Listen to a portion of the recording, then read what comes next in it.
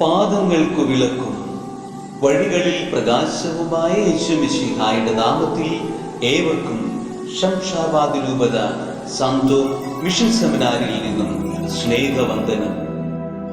December 11 മംഗളവാർത്തകാലം 2-ാം തിങ്കൾ.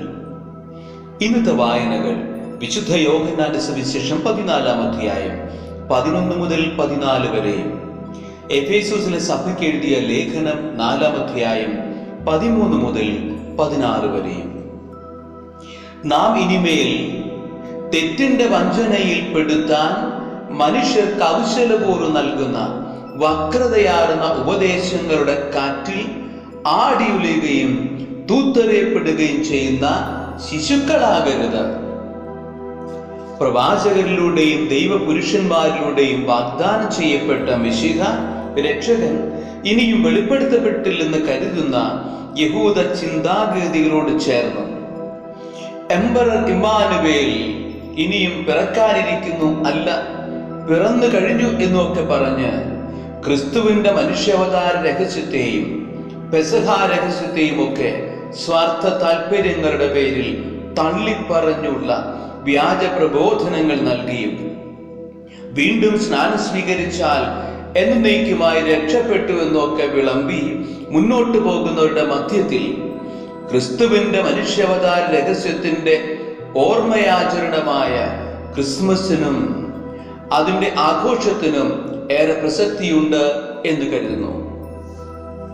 പ്രവാസി യഹൂദരുടെയും വിജാതീയ മതങ്ങളുടെയും പ്രകൃതി ആരാധനാ രീതികളുടെയും ഒക്കെ നടുവിൽ കഴിഞ്ഞിരുന്ന എഫേസോസ് സഭാംഗങ്ങളെ വിശുദ്ധ പൗലോസ് ശരിയായ പ്രബോധനത്തിലേക്ക് തിരികെ വരണം, അതിൽ മുറുകെ പിടിച്ച് അനുദിനം സ്നേഹത്തിൽ അപ്പസ്തോലന്മാരിലൂടെയും സുവിശേഷകന്മാരിലൂടെയും പ്രബോധകന്മാരിലൂടെയും വെളിപ്പെടുത്തപ്പെട്ട സത്യം പങ്കുവെച്ചുകൊണ്ട് ശിരസായ ക്രിസ്തുവിലേക്ക് എല്ലാവിധത്തിലും വളരേണ്ടതിനെ കുറിച്ച് ഓർമ്മപ്പെടുത്തുകയാണ്. ഈ മംഗളവാർത്ത കാലഘട്ടത്തിൽ തമ്പുരാന്റെ തിരുവചനത്തിനും സന്ദേശത്തിനും ധ്യാനപൂർവ്വം ചെവി കൊടുക്കുന്ന ഈ കാലയളവിൽ അപ്പസ്തോലന്റെ ഈ സന്ദേശത്തിന് ഏറെ പ്രസക്തിയുണ്ട്. ക്രിസ്തുവിലേക്കുള്ള വിശ്വാസത്തിലുള്ള ഈ വളർച്ച നമുക്ക് കൈവരുത്തുന്ന ഭാഗ്യങ്ങളാണ് വിശുദ്ധ യോഹന്നാന്റെ സുവിശേഷത്തിൽ നാം ഇന്ന് വായിച്ചു കേട്ടത്.